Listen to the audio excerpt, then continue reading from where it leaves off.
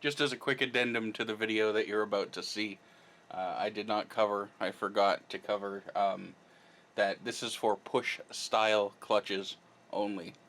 I personally don't know much about the pull style that are in a lot of turbo Subarus, so this is primarily for 2004, pre-2004 turbo and non-turbo, and then up until I think 2006 or 7 they started using the pull style clutches in non-turbos, but I'm not sure. So please, if you do know for a fact, correct me, because I would love to know that information.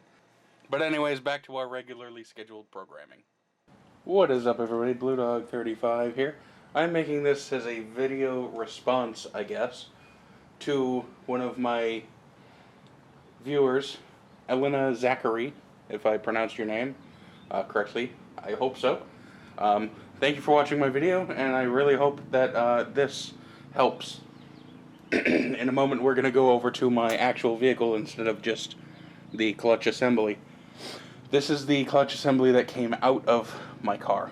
This is the pressure plate, and then underneath is the clutch disc, and then this is the flywheel.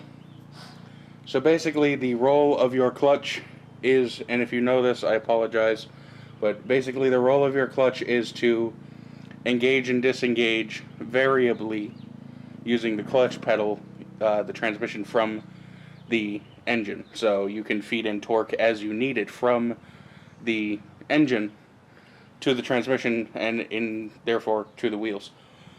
The throwout bearing, which is what the mechanic said that Elena was having trouble with, is the part that goes right here. We will take a look at it because it's still on the car. I haven't gotten a chance to take it out, and I need to get under the car. I can't exactly jack the car up right now. So, we will look at this real quick, and then go over to the car. I have it all nice and lit up, and you'll be able to see everything, so it's cool. So basically, the throwout bearing is a load bearing that pushes on these little fingers here, which in turn, because the pressure plate is bolted down to the flywheel with 6 bolts, and this inside here are springs, and when you push on the clutch pedal, these are pushed in, which release the clutch disc, which is this guy right here. So they release this from the flywheel, and then if you look on the opposite side of the pressure plate, it's also got one of those mirrored finishes. This is barely used. You can still see the machine marks. This clutch has less than 1,000 miles on it. I won't be using it. This will be my backup. I have a new one upstairs. So, this is the clutch disc. It's got springs. This is where the spline goes in. This is called spline, little teeth. This is where it mates up to the transmission itself. So we'll put that aside, and then this is the flywheel. So the pressure plate squishes the clutch disc against this. It's held on with 8 bolts to the crank of the engine, to the actual crankshaft, part that's connected to the pistons that move back and forth. So in what you're doing is you are actuating the clutch pedal, which in turn kind of, determines the amount of friction that is fed through this, the clutch, and the pressure plate. So we're going to go ahead and go over to the car itself, where I will show the throwout bearing, the clutch fork, and the slave cylinder. Alright, so here we are under the hood of the car, which obviously has no engine. The toothed spline parts that I showed you earlier mate up to the toothed spline parts here on the input shaft for the transmission. This right here is your slave cylinder, the part that was in the previous video that is linked in the description. And then this right here, sorry for the shadow, but this is the clutch fork. And what happens is this guy, when you push the clutch pedal down, extends, because it's usually bolted to these 2 bolts right here. So when you push the clutch pedal down, it pushes the throwout bearing down here, So what happens is you push the clutch, the throwout bearing comes out, or the clutch fork actuates the throwout bearing, which has a load bearing on it which can spin with the engine and in turn releases the clutch, if that makes any sense.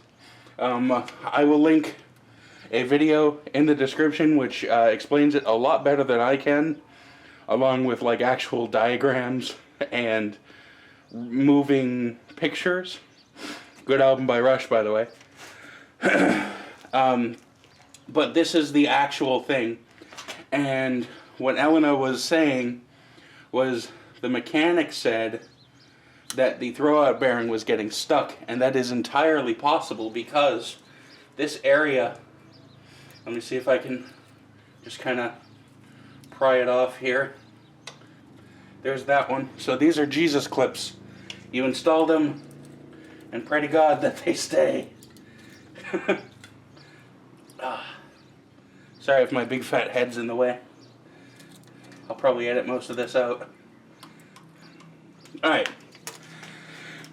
So anyway, this is the throwout bearing.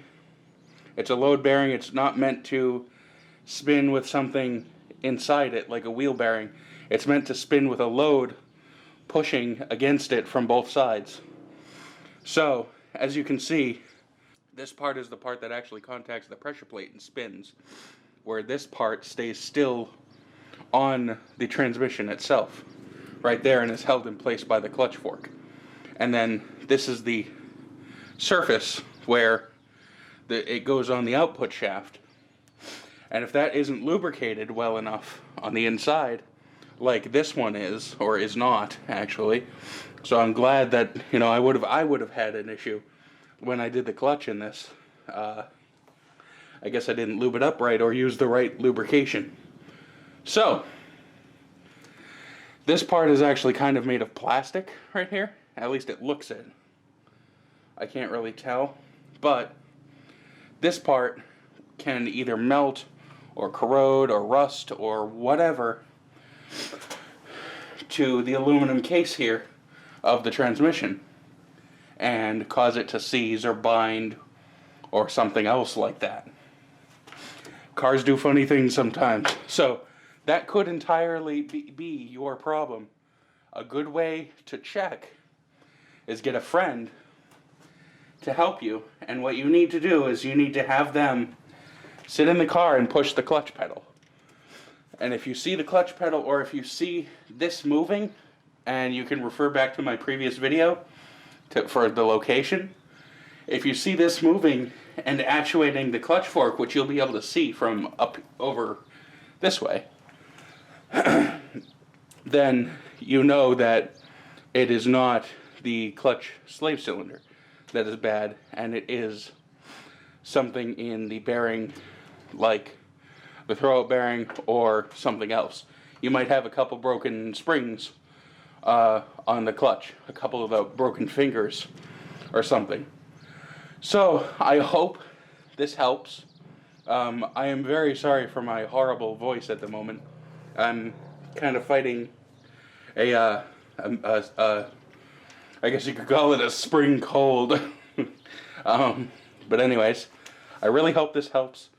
And let me know, please, let me know what the issue was. I'd like to know, so I can update this video, or, you know, we can add it to, you know, what's going on in the world of Subaru.